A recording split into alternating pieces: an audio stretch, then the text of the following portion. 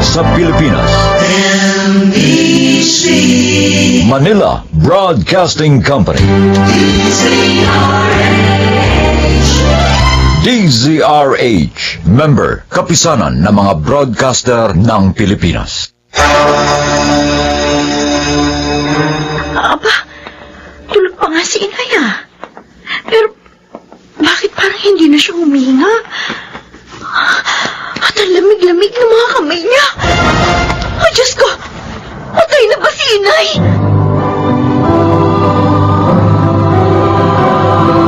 Handog ng DZRH ang tula sa kanyang panahon.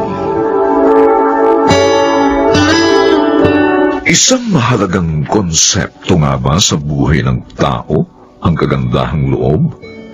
Kung saan nangangahulugan din ito ng lahat ng kabutihang taglay ng isang individual.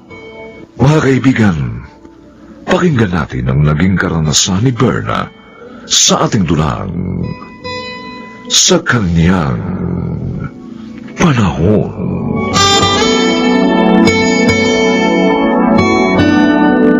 Kuya Lester, si Lola Rosing, bigla na lang nawala ng malay sa harapan ng bahay nila. Ha? Nasaan na ngayon ang lola? Dinala ng mga barangay tanod sa ospital. Tara, sunod tayo ron. Sandali. Kailangan malaman din ni Inay ang nangyari. Sasaglitin ko lang siya sa grocery sa may palengke.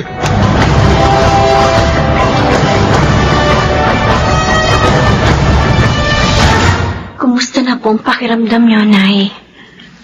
Saan ba ako naroroon? Bakit ba kahit saan ako tumingin kulay puti ang paligid, ha, Berna? Nandito po kayo sa ospital. Tumaas po ang presyon niyo. Mabuti na lang at may nagdaang mga tanod ng oras na yun. Kaya naitakbo agad nila kayo dito. Ay, oo nga. Natatandaan ko na. May bibili sana ako sa tindahan kanina. Nabigla na lang ako makaramdam na sobrang alinsangan. Pagkatapos, nagdilim na yung paningin ko. Kung bakit naman kasi po, ayaw pa ninyo pumisan sa amin ng mga apo nyo. Para natitignan namin kayo. Nay, paano kung sa susunod na tumaas na naman ang presyon ng dugo ninyo at walang makakita sa inyo? Sabi pa naman ng doktor, nasa seryosong kondisyon na raw ang hypertension ninyo dahil nga sa edad ninyo. Pati ba naman ako magiging pabigat pa sa iyo, Berna? Hindi ka na nga binalikan ni Victor mula na magtrabaho sa Australia. O hayan, inampun mo pa si Noli na anak din niya sa ibang babae. Mabait naman po si Noli, Nay. At saka masipag mag-aral. Kaya hindi po ako nangihinayang sa itinutustos ko sa kanya. Isa pa, magkasundo po sila ng Kuya Lester niya. Pati sa kursong kinuha nila sa kolehiyo. Pareho restaurant management ang pinili nila dahil pangarap nila makapagpatayo ng sariling restaurant pagdating ng araw. Basta ako, huwag mo na akong intindihin pa, Berna. Lagi ko nga hinihiling sa araw-araw. Sana, hindi na ako magising mula sa pagkakatulog. Ay, Yung bang yayao na lang ako sa mundong ito ng payapa. Nang hindi na ako makakaabala pa.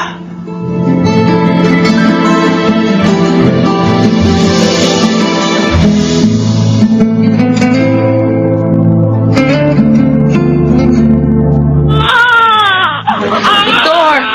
Bakit sabi ng isang diaper ni baby eh? Yung ba ka naririnig? Ano yung cellphone mo dyan? Pindot ka ng pindot. Babae na naman yung kachat mo, no? Ang kumpare kong tanod sa barangay namin ang kausap ko. Ibinalita ang tinakbo nila sa ospital ng nanay ko dahil inatake ng hypertension. Eh bakit ba kasi nakikipagbalita ang kapag kani-kanino? Kaya ka natutuntun ng kung sino-sino. Nanay ko pinag-uusapan dito. Pati ba naman sa nanay ko hindi ako pwede makibalita? Oo, kahit kanino. Pinutol mo na nga ang komunikasyon ko sa pamilya ko. Ngayon, pati ba naman sa magulang ko? Oo, hindi ka pwede makipag-usap kahit kanino. Kahit sino, lalo na sa asawa mo, sa mga anak mo, at kahit pa sa nanay mo nga. At lalo kung perang pag-uusapan, dahil sa amin lang ng anak mo, kulang ba yung kinikita mo bilang driver ng heavy equipment? Alam mo bang habang lumilipas ang mga araw, lalo ko lang napapatunayang ikaw ang pinakapangit na nangyari sa buhay ko rito sa Australia. Ah, ganon, ha? Talaga lang, ha? O dahil sa sinabi mong yan, lalo kong babatayan yung mga galaw mo, at lalo hindi ka na po pwede makipag-communicate sa sino mang pamilya mo sa Pilipinas. Tandaan mo yan!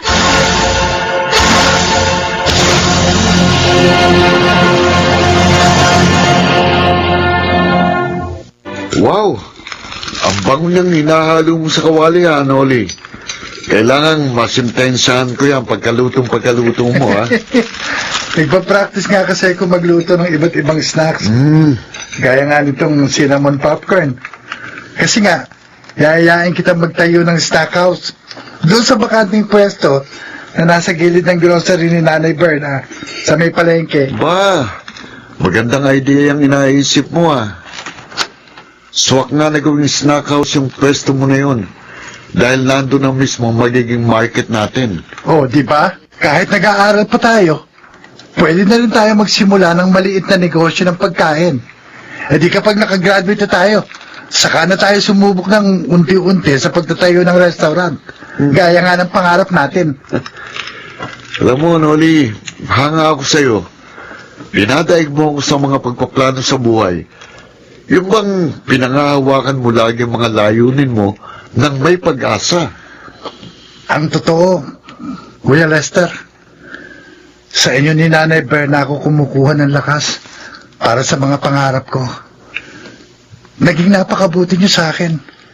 At pagdating ng araw, gusto kong suklian ang kabutihang ipinadama niyo sa akin. Para sa amin ni Inay, sapat nang maipasa mo rin sa ibang kabutihang nasimulan mo sa sarili mo. Sa ganung paraan, parang nakaganti ka na rin sa amin.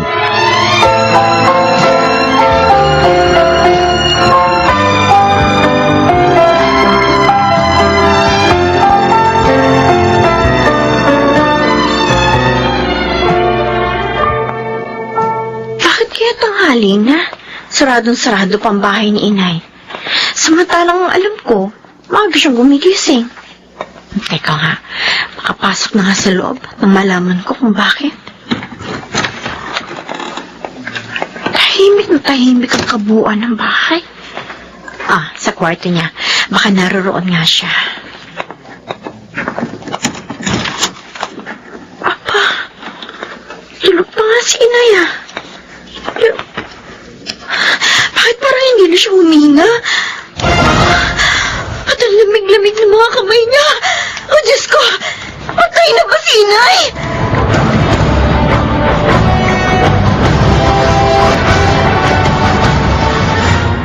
Ang kaibigan! Ang kanyang cellphone mo! Bakit mo yung bumigay sa akin, ha? Sino kausap mo, babae, no? Umamin ka! Kumpare kong tanod ang kausap ko! Oh, Patay na ang nanay ko. Kaya pwede ba huwag mong guluhin ang pag-uusap namin? at ano? Uwi ka sa Pilipinas? Hindi! Hindi ka pwedeng umuwi, Victor! Hindi ako papayag! Sa buong panahon ng pagsasama natin, ikaw lagi nasusunod, Mariet. Pero sa pagkakataong ito, ako na! At sa ayaw mo sa gusto, uuwi ako sa Pilipinas dahil gusto ko makita ang mga labi ng nanay ko. Hindi! Hindi! Paano kung hindi ka na bumalik? Paano? Hindi mo na kami balikan ang anak mo! Hindi ko kayo pwedeng hindi balikan dito. Dahil dala-dala ko kayo sa konsyensya ko. Dahil tanggapin ko man o hindi, ikaw ang nangyaring karma sa buhay ko at hindi na kita matatakasan.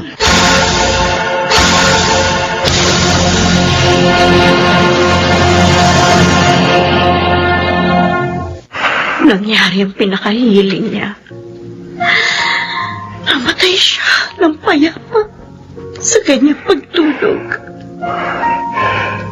Napakalaki ng pagkukulang ko sa kanya. Marami akong sinayang na pagkakataon. Hindi ko man lang naibalik sa kanya ang pagpapahalagang inukol niya sa akin sa simula pa lang. Kahit kailan, hindi nabawasan ang pagmamahal niya sa iyo, Victor. Madalas, ikaw pa rin ang laman ng kanyang mga kwento. At ni minsan, hindi ka nawala sa kanyang alaala. Pero ako, Berna, anong klase akong anak? Hindi ko man lang siya nadamayan sa mga paghihirap na dinaanan niya sa buhay. Ni isa man sa mga pangako ko sa kanya na magtrabaho ako sa Australia. Wala akong natupad. Alam ko naghintay siya na naghintay. Hinintay niya ako ng hinintay.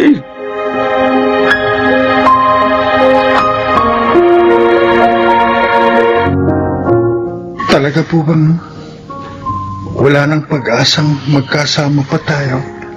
Kahit Kung sa amin pong dalawa ni Noli, wala kayong dapat alalahanin, Tay. Matagal na namin hinihintay ang inyong pagpapalit. Masakit man aminin na magkalayo-layo tayo. May mga bagay sa buhay ko na nang masira. Hindi ko na kayang buuin. Mga bagay na nang mawala. Hindi ko na kayang hanapin. tutulungan po namin kayo, Tay. Kung gaano man kahaba yung panahon na wala sa atin, pwede pa nating habulin yun. Kaya pa natin, Tay. Tama po si Noli. Lalo na sabik na sabik po kaming makasama kayo pagkalipas ng mahabang panahon. Lalo lang nadudurog ang puso ko sa mga naririnig ko sa inyo, mga anak. Napakabuti pa rin ang pagtanggap niyo sa akin. Sa kabila ng pagtalikod ko sa obligasyon ko sa inyo bilang isang ama. Pero, isa lang ang hinihiling ko sa inyo. Kahit hindi na tayo muling magkasama-sama. Ituloy niyo ang kabutihang nasimulan niyo sa inyong mga puso sa lahat ng pagkakataon. At huwag na huwag niyo nang uulitin alinman sa aking mga pagkakamali. Siguro nga, sa iyo ko huling hihingi ng tawad, Berna. Naging marupok ako. Hindi ko nalabanan ang mga tukso sa panahon ng paghahanap buhay ko sa Australia. Isa na lang ang dapat mong gawin sa sitwasyon mo ngayon, Victor.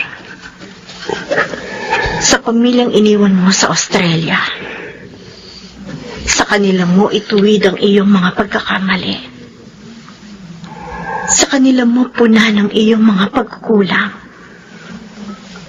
Kung meron mong dapat makadama ng iyong pagbabago, walang iba, kundi ang bagong pamilyang binuo mo roon.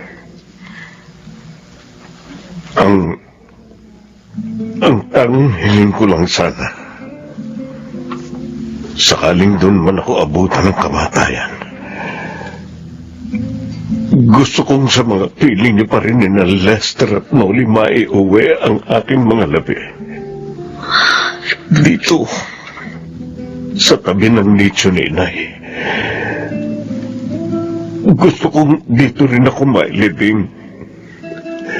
Sa ganong paraan, matatahimik ang aking kaluluwa. Sa ganong paraan, doon ko lang mapapatawad ang aking sarili saan man ako naroon. Pero ngayon, magkaharap pa rin tayo at may pwede pa akong humingi ng tawad. Berna, patawarin mo ko. Patawarin mo ko. Matagal na kitang pinatawad. Dito sa puso ko, Victor. Wala rin naman akong hiniling sa Diyos, kundi mapabuti ang buhay mo. Na sana palagi mong matagpuan ang kaligayahang hinahanap mo. Napakabusilak ng puso mo, Berna. Salamat. Maraming salamat sa iyong pagpapatawad. Maraming salamat.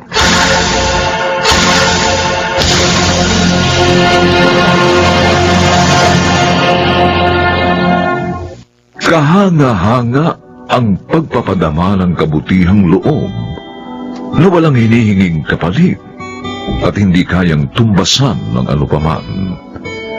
Isang dakila at banal na layuning maihandog natin sa ating kapwa sa kanyang panahon.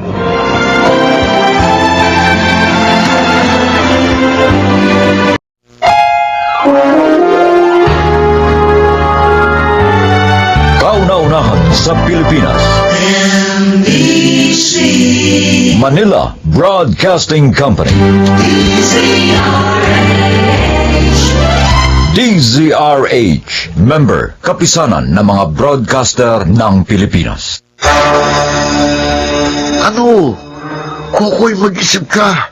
Malaking grasa ito lumalapit sa'yo. No? Gusto ko na magbagong buhay, Perry. Sana maunawaan mo ko. At sana, ganun din ang gawin mo.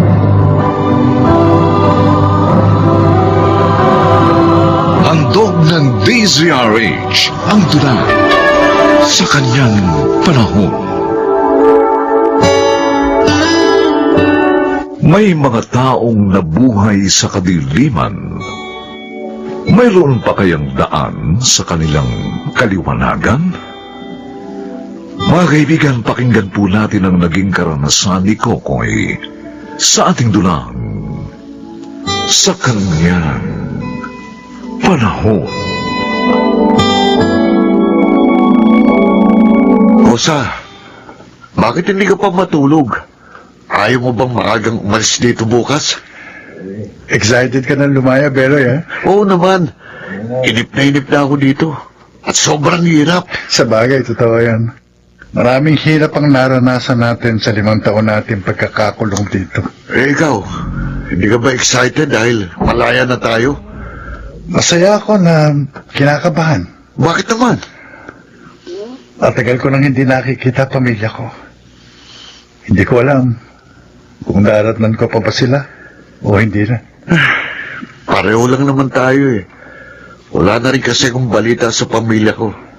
Ay, Koy, ibigay mo naman sa akin ang address mo para magkita pa rin tayo.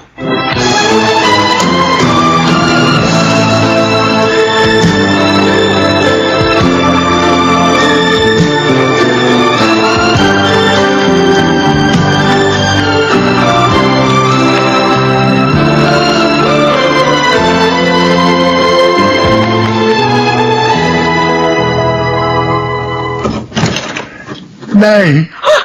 Kokoy! Naku, anak! Malaya ka na! Opo, Inay. Sa wakas nakalaya rin ako. Salamat sa Diyos! Pasensya ka na nga pala, anak, ha? Matagal ako hindi nakapunta sa'yo. Eh, paano? Hirap din kasi kami ng ate mo. Naunawaan ko po yun. At patawad pong muli sa mga kasalanang ginawa ko. Kalimutan na natin yun, anak. Sana lang ngayong malaya ka na, makapagbagong buhay ka na. Pangako, Inay. Iaayos ko na ang buhay ko. Sila Tessie nga pala. Nariyan pa ho ba sila? Eh, anak, wala na sila dito eh. Ilang taon na rin silang kinuha ni Balaing Ingo. Kaya pala, nawala na ako ng balita sa kanila. Hindi ko naman masisisi si Tessie. Sumama sa tatay niya. Akong nagkulang. at nagpabaya sa kanila.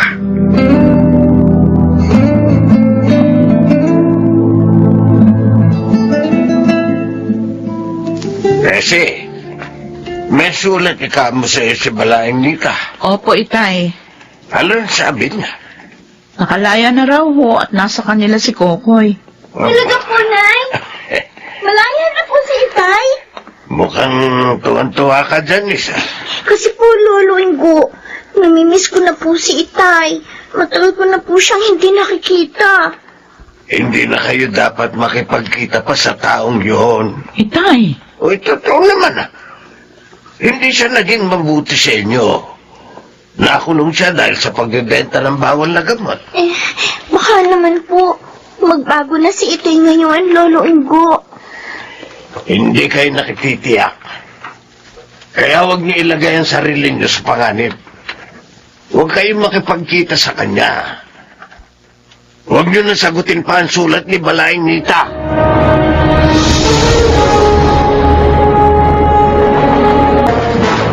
Magtitinda ka ng fishball at sa malamig, anak. Opo, Nay. Gagamitin kong puhunan itong kaunting pera ko.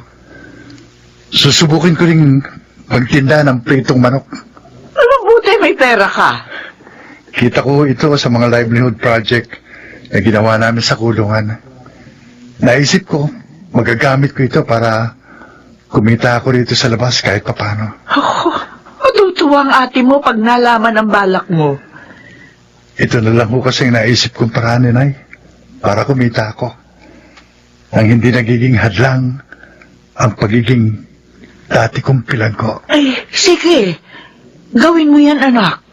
At susuportahan ka namin sa iyong pagbabagong buhay.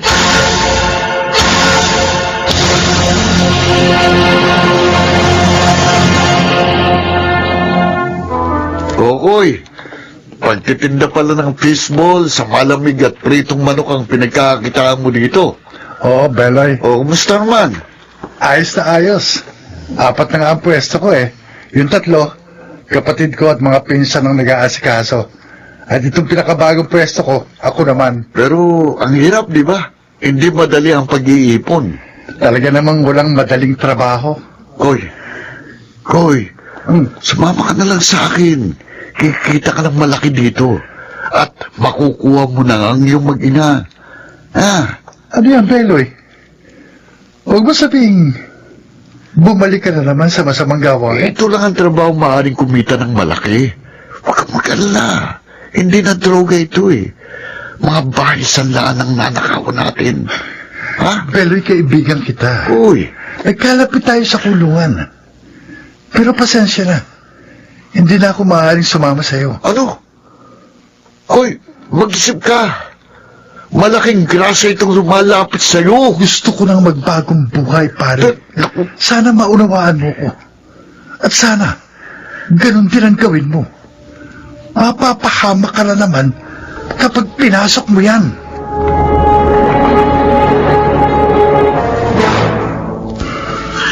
Salamat naman at hindi ka nagpasulsol sa kaibigan mong yun, anak. Pinagsisisihan ko na ko talaga ang pagtaha ko noon sa maling landas, Sinay. Tama yun. Makontento ko na lamang sa kita mo rito. May ipon na naman ho ako eh. At pagka natapos ko nang ipaayos ang bahay namin ni Tessie, susunduin ko na ang aking mag-ina. At sana lang tanggapin pa nila ako.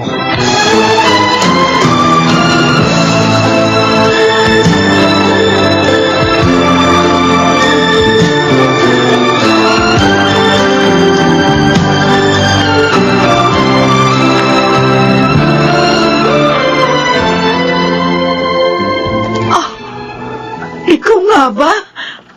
Kokoy? Ako nga, Tessie. Malaya na ako. Matagal na. alam ko. Natanggap namin ang sulat ni Nanay Nita. Kaya lang, minawalan kami ni Itay na sagutin yun. Kasi, baka raw, hindi ka pa rin nagbabago. Naunawaan ko siya. Pinrotektahan lang kayo ni Tatay Ingo. Kumusta nga pala siya? At ang ating anak? Tay, Ah, nandito po ako. Shanice! Anak, Kumusta na po kayo, Itay? nagbagong buhay na ang tatay mo, anak. May 4 na nga akong tindahan ng mga pritong manok sa Manila. At maayos na rin ang bahay natin. Talaga, Kukoy? Oo, Tessie. At naparito ako para humingi ng tawad sa inyo. At sunduin na rin kayo. Pero paano po si Lolo Ingo? Na-stroke po siya. Inaalagaan at ipinagagamot po namin siya ni Inay. Tsaka hindi ko pwedeng iwan si Itay. Siya ang naging kaagapay ko ng mahabang panahon. Naiintindihan ko, Tessie. Kung gusto nyo, isama natin siya. Maluwag naman ang bahay natin. Doon na rin natin siya ipagamot. Talaga po, Itay? Payag kayo? Oo, anak. Para makabawi naman ako sa inyong lahat.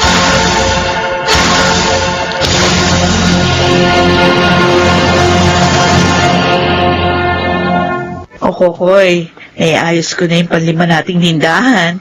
Pwede na tayo magsimula bukas. Sabi nga ni Janice, tutulungan niya ako doon. Buti. Oh, bakit malungkot ka? Bumuntong hininga ka pa. May problema ba? Wala, Tessie. Nalungkot lang ako sa nabalitaan ko. Bakit ano yun? Yung kaibigan ko si Beloy. Oh, Yung sinabi ko sa iyo na naging kaibigan ko sa kulungan at kasabay kong lumaya. oh bakit? Ano nangyari sa kanya? Wala na siya. Napatay daw ng mga responding pulis Ha? habang nagnanakaw sila sa isang pawn shop. Oy, sayang. Binigyan na nga siya ng Diyos ng pangalawang pagkakataon para magbagong buhay. Hindi pa niya ginamit. Sinabihan ko naman siya. Pero hindi siya nakinig.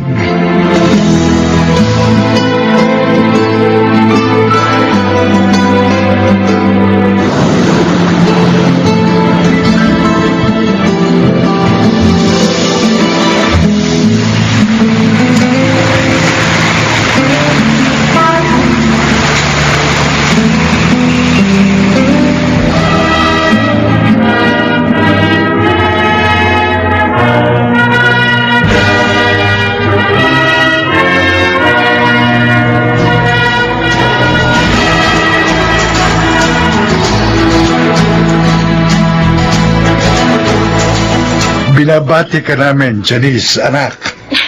Thank you po, Itay. Isa ka ng ganap na accountant ngayon, Janice. Opo, Nay. At mas matutulungan ko na kayo ngayon sa business natin. Sinong mag-aakala na ang isang dating pusher na katulad ko ay isa ng negosyante ngayon? At may anak pang professional, ha? Alam mo, Kokoy, yun ay dahil nagbagong buhay ka. Oo. Kaya natagpuan mo ng lubos ang kaliwanagan.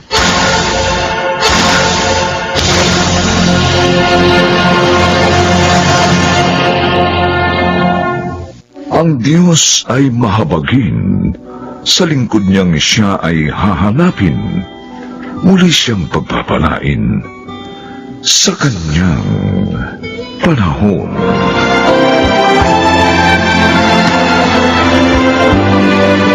Mga nagsiganap, Bobby Cruz, Rosana Villegas, Susan Robles, Chiquit del Carmen Amor, Lionel Benjamin, at Phil Cruz. Special Sound Effects, Jerry Mutia. Technical Supervision, Eric Lucero at Bong Muyar. Musical Scoring, Buboy Sanog. Ang kasaysayang ito'y mula sa panulat ni Telma Corporal Alcantara. At sa pinagsamang direksyon ng inyong lingkod, June Martin Legaspi at Bobby Cruz. Sa kanyang panahon.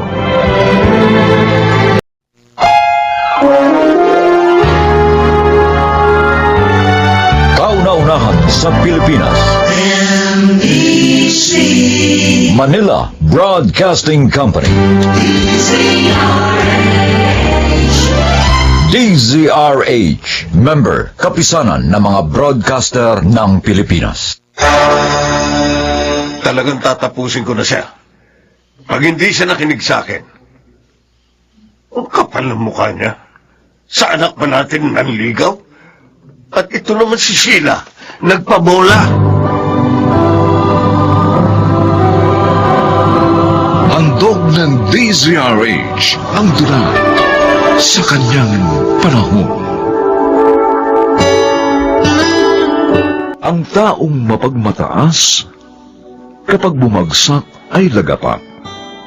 Ganito ang naging karanasan ni Elario sa ating dulang sa kanyang panahon.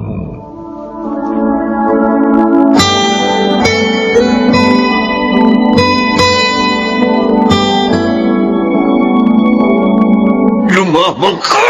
Ano ko? Tama na po, sir. Hindi po ako lalaban sa inyo. Maggulang kayo ng babaeng mahal ko. Gago! Sir, Manloloko ka! Akala mo maniniwala ako sa mga drama mo? hindi po ako naloloko, sir. Dapat po't malinis ang damdamin ko kay Sheila. Hindi ka ba titigil? Sir! Ayoko na makita pa mukha mo, oportunista! Lumayan mo si Sheila! Kung gusto mong umaba pa ang buhay mo! Sir! Turuan mo pa ng leksyon ng lalaking ito bago natin iwan dito! Please proceed to the emergency room. Tyron, pamangkin, To the emergency room. kumusta na pakiramdam mo? Masakit pa pong katawan ko. Sabi lang. Wala kang malay na makita ka ng isang tricycle driver na kapitbahay natin.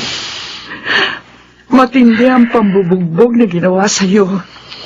Si Sir Hilario at ang tauhan niyang si Ogot, sila pong bumugbog sa akin.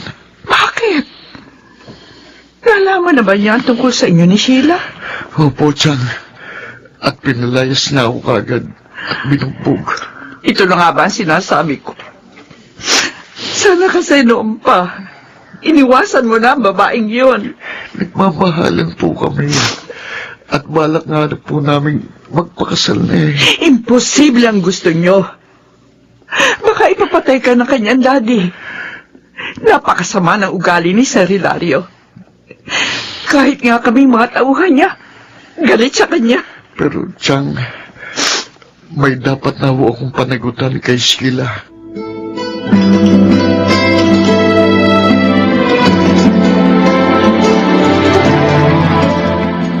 Hilario, bakit mo naman ginawa yun?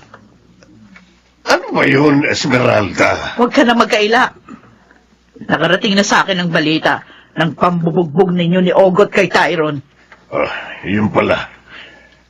Alam mo na rin pala. Sobra ka naman. Pasalamat nga sa't binuhay ko pa siya. Pero sa susunod, talagang tatapusin ko na siya. Pag hindi siya nakinig sa akin, ang kapal ng mukha niya. Sa anak ba natin nanligaw? At ito naman si Sheila, nagpabola. Pero may dapat na siyang panagutan sa ating anak. Ano sinabi mo? Aray ko. Iwan mo nga ako, Hilario. Nasasaktan ako. Nakakalimutan mo na yata kung sino sinasaktan mo. Ayan. O ngayon, ulitin mo ang sinabi mo. May dapat ng panagutan si Tyron sa ating anak. Dahil buntis na si Sheila!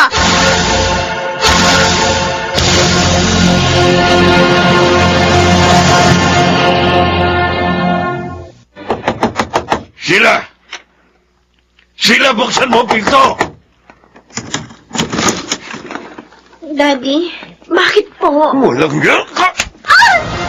Daddy! Ba't niyo ako sinampal? Bakit mo nagawa sa akin ito? Bakit mo ko sinuway? Nagpabuntis ka sa dati nating driver! Mabait po si Tyron. Mabuti siyang tao kahit mahirap lang. At nagmamahalan po kami. Paano niyo ba maunawaan yun? Tumigil ka! Ito ang tandaan mo, ha? Hindi mo na makikita pa ang lalaking yon. Daddy, wag! At pagkatapos ko sa kanya, Yan dinadala mo naman ang tatapusin ko. Anong ibig niyong sabihin? Imaalis ko yan. Ipalalaglag mo. Hindi ako papayag na mabahiran ng hampas lupa ang ating pamilya. Tama-tama ang pwesto namin. Sa madilim na iskinitang ito malapit sa bahay ng animal. Sir Hilario, dito ba natin siya tatapusin? Akong sisintensya sa animal na yun. Magbantay ka lang. Sabi niyo eh. Ay, basa mo. Dumarating na siya. Oo nga. Ang hayop. Malapit na siya. Tawagin mo na. Tyron! Ha? Dali nga! Ogot? Sir Hilario? Bakit niyo ko inaabangan dito? Para maningil sa paglapastangan mo sa anak ko, walang yakap. Ha? Hudas ka. Binuntis mo pa ang anak ko. Nagkakanda po akong pakasalan siya, sir. Gago! Hindi ako bobo para tanggapin kang manugang. Ang dapat sa'yo, tapusin na. Ha? Baril? May baril kayo? Oo. At ito ang tatapos sa'yo.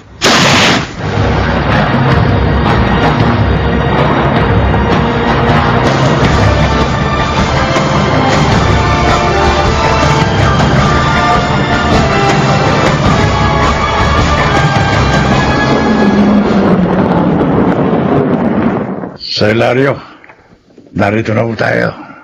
Oo nga. Ngayon, makapagpapahinga na ako. Sir, paano kung may magkaso sa inyo? Huwag mong intindihin yun. Kaya kong bayaran ng mga pulis na yun. Sige na. Buksan mo na itong pinto nitong kotse. Apo,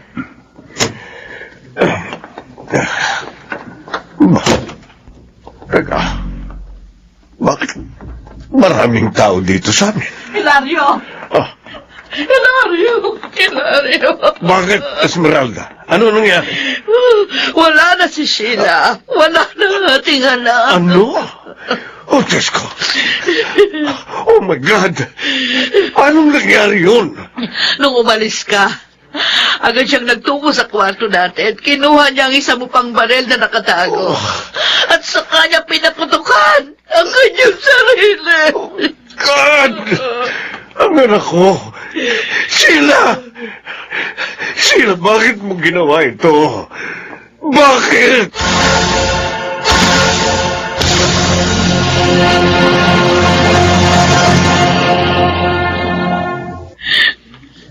Hilario, Esmeralda, kumusta ang lakad mo? Nalaman mo ba kung saan dinala si Tyron? oo. Saan? Saan napuntahan mo agad? Ayoko makulong. Nasa punerarya na si Tyron. Bakit? Bakit nasa punerarya siya? Wala na siya. Hindi siya nakaligtas sa iyong barel. Hindi. Hindi. Hindi mo rin sila napaghiwalay. Magkasama na sila ngayon. Pero ikaw, makukulong ka lang. At tuluyang mawawalan ng pamilya. Diyos ko, patawarin mo po ako. Patawad. Masyado ka naging mapagmataas. Nalasing ka sa kaginhawahan. Nakalimutan mo na dati ka ring driver namin. Esmeralda. Pero inunawa ka ni Daddy. Nagmahalin mo ako. Bakit ikaw? Hindi mo nagawa yun sa ating kaisa-isang anak. Wala kang kwentang ama. Wala kang kwenta!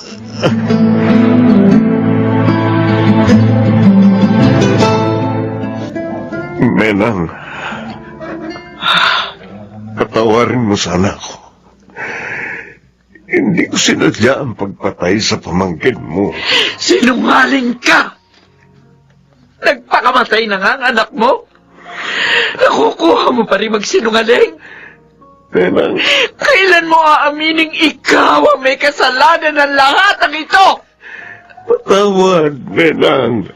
Walang kapatawaran ang ginawa mo, Hilario. Habang buhay kang uusigin ang budi mo dahil sa ginawa mo sa pamangking ko at sa nangyari sa anak mo!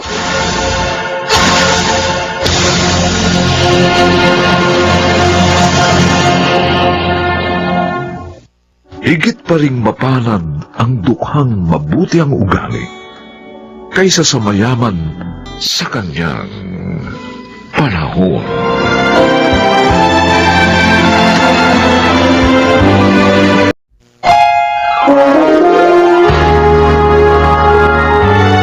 Kauna-unahan sa Pilipinas. Manila Broadcasting Company. DZRH, member, kapisanan ng mga broadcaster ng Pilipinas. Eh di wala na tayong problema.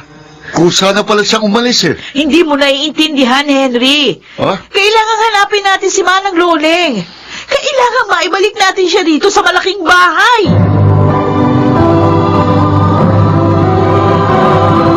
Handog ng DZRH ang dulang sa kanyang panahon. Nabubura nga ba ang mga alaala? Mga kaibigan, narito at ating pakinggan ang naging karanasan ni Loleng sa ating dunang sa kanyang panahon.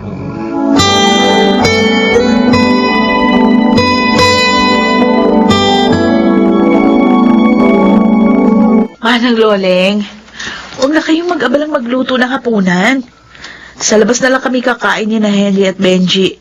Aalis na ho kami. Ay, maluluto na itong pesang dalag, Mabel. Ah? Ay, alam mo ba?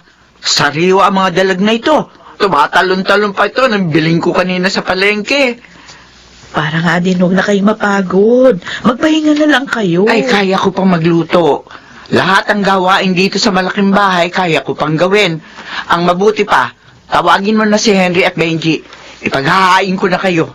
Napakasarap nitong pesang dalag na niluto ko para sa inyo. Ay, magsikain na kayo!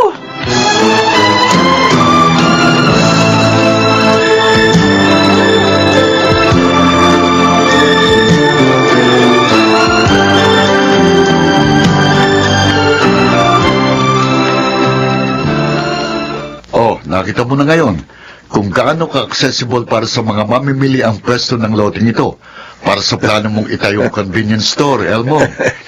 Eto nga. Mukhang hindi na talaga ako magdadalawang isip na bilhin ang lote nyo, Henry. Saktong-sakto sa matagal ko ng pangarap na retail store. Nakita mo naman, for commercial purposes talagang kinapwestuhan ng lote namin. And once na maitayo mo na rito yung tindahan mo, I'm sure, dudumugin ito ng customers, ng consumers. And you know what? Makatutulong ka pa sa employment ng mga tao sa lugar na ito. Exactly. Yan din ang isang purpose ko sa pagtatayo ng negosyo. Ang makatulong na mabawasan ang unemployment rate dito sa bansa natin. Well, ako, saka mga kapatid ko, ikaw lang akong hinihintay namin to close the deal. 20 million. Mhm. Nakahanda ako kung kailan natin pag-uusapan ng tungkol sa mga dokumento.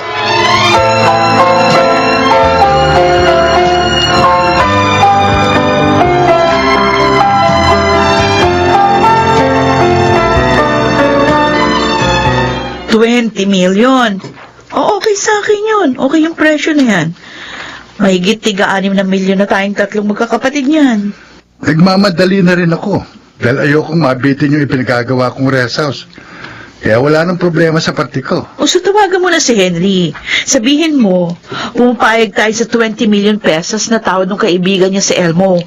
Sabihin mo rin, nakahanda tayong ayusin ang deed of sale.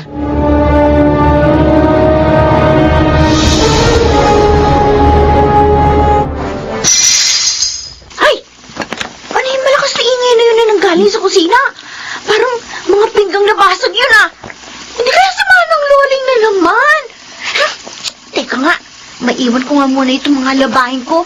Baka kung ano na naman ang nangyari sa matandang yun, ah. Babet! Babet! Ay, Diyos ko! Manong Loling! Ano nangyari sa inyo? Bakit puro dugo ang mga kamay nyo?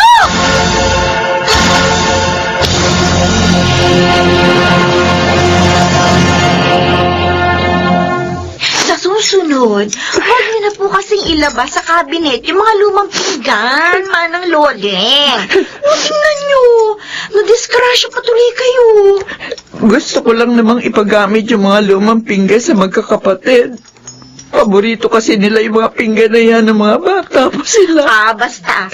Kapag may gusto kayong gawin, tawagin niyo muna ako para matulungan ko kayo na hindi kayo nadidisgrasya. O gaya ngayon, paano kayo makakapagtrabaho? May sugat ang mga kamay nyo. Hindi ba nilagyan mo na ng gamot? Hindi maya-maya lang tuyo na mga sugat na ito. May pagluluto ko na ulit ang magkakapatid. Ay, nako. Bahala na nga kayo sa kakulitan nyo. Paulit-ulit na nga nila sinasabi sa inyo na huwag nyo na sila ipagluto dahil sa labas na nga lang sila kakain. Tiyan na nga kayo. Itutuloy ko na yung labahin ko. Hindi naman ako mananalo sa kakulitan ninyo eh.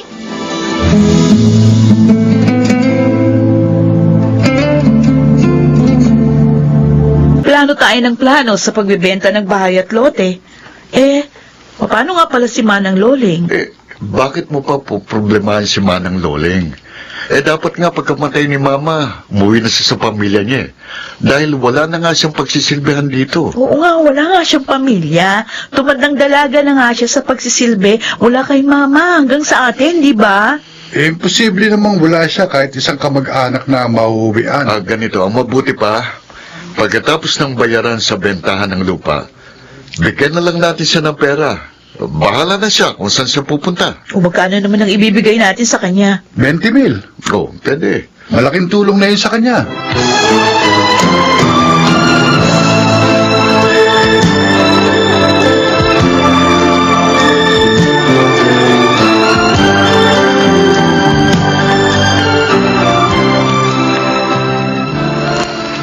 Manang Loling.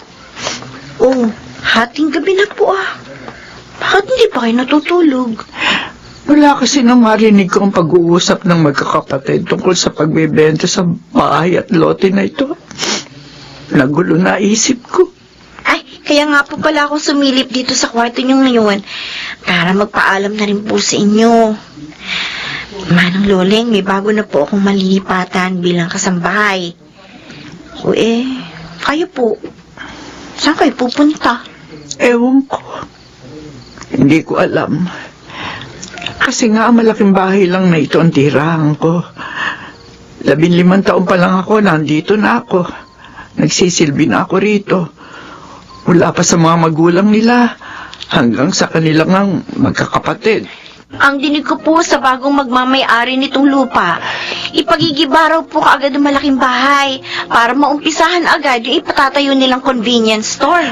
Ako, alam mo, sa malaking bahay na ito na buo, ang maraming alaala ng aking nakaraan. May masasaya, may malulungkot, mayroon ding masasakit. Pero para sa akin, mahalagang alaala ang lahat ng iyon. Mahalagang alaala na bigla na lang mabubura ngayon. Henry! Benji! Si Manang Loling! Wala raw sa kwarto niya, sabi ni Babit. Pati yung balutan niya ng mga damit. Ha? Wala na rin doon. Di wala na tayong problema. Kung sana pala siyang umalis Hindi mo naiintindihan, Henry. Kailangan hanapin natin si Manang Loling. Kailangan maibalik natin siya rito sa malaking bahay. What? Nagbibiro ka ba, Mabel? Ulitin mo nga yung sinabi mo.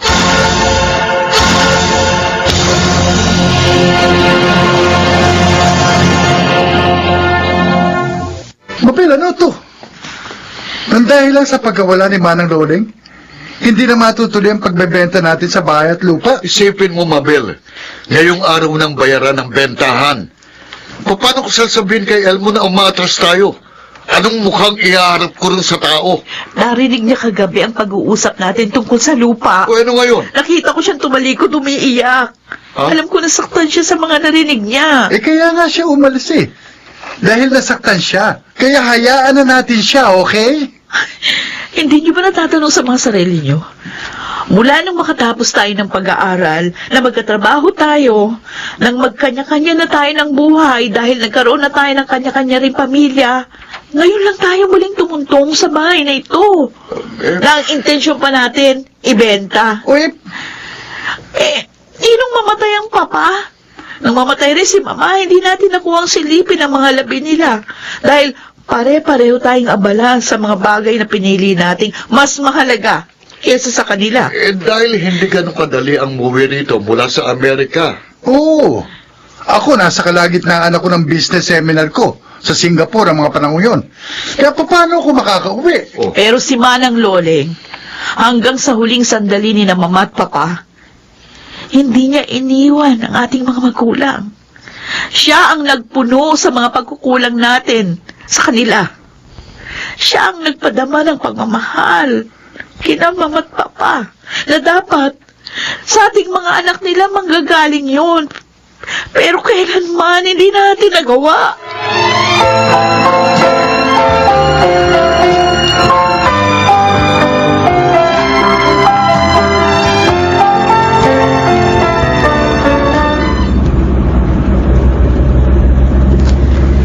Mama Bel! Ayun oh! Ayun po si Manong Loli! Nakaupo sa gilid ng bangketa! Ay, sige, ipaparada ko lang tong kotse ha. Puntahan mo na agad. Sabihin mo, naghihintay ako dito sa sasakyan. Sinusundukan mo natin siya. Sige po, ma'am. Bababa na po ako. Okay.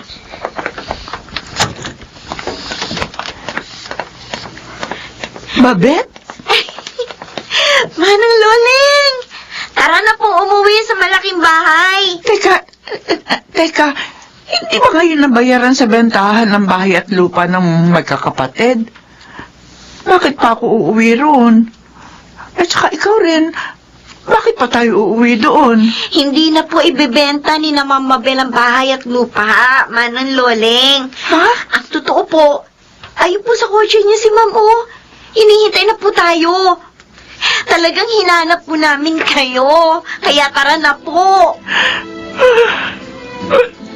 Hindi pa rin ako makapaniwala sa mga sinasabi mo, Babet. At alam niyo po ba, Manong Loling? Magkakasama pa rin po tayo sa malaking bahay. Suswelduhan po nila ako para alagaan po kayo. Ay, opo! Totoo po yung narinig nyo. Kinuha po ako ni Mama Bel bilang tagapag-alaga ninyo. Talaga ba, Babet? Opo! Hindi ba ako nananaginip lang sa mga naririnig ko? Hindi po. Totoo ba lahat yung mga sinasabi mo?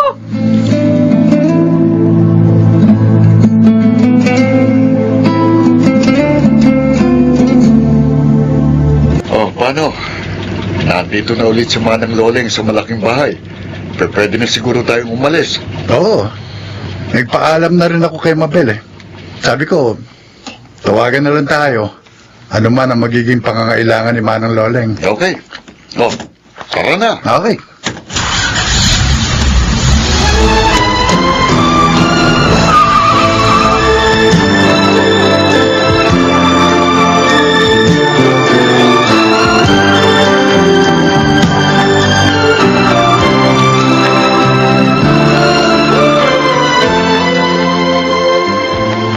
Babet, ano ba?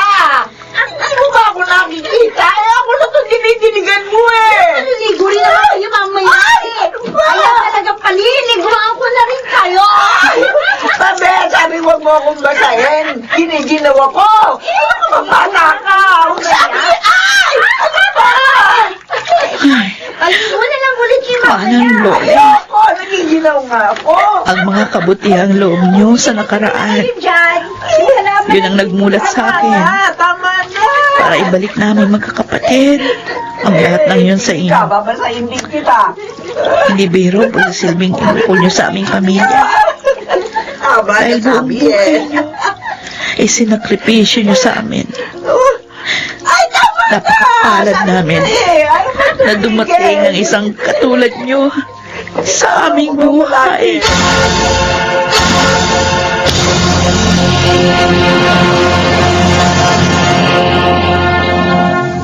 Katangi-tangi ang simpleng pagpapahalagang maibabalik sa nagawang kabutihan ng kapwa.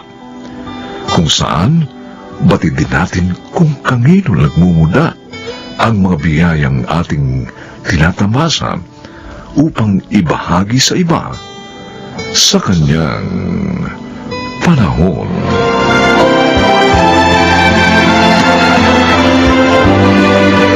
Mga nagsiganap: Susan Robles, Rosana Villegas, Chiquit del Carmen Amor, Phil Cruz, Lionel Benjamin, at Bobby Cruz. Special Sound Effects, Jerry Mutia. Technical Supervision, Eric Lucero at Bong Muyar. Musical Scoring, Buboy Salong. Ang kasaysayang ito'y mula sa panulat ni Sel Barlam at sa pinagsamang direksyon ng inyong lingkod June Martin Legaspi at Roberto Bobby Cruz sa kanyang panahon.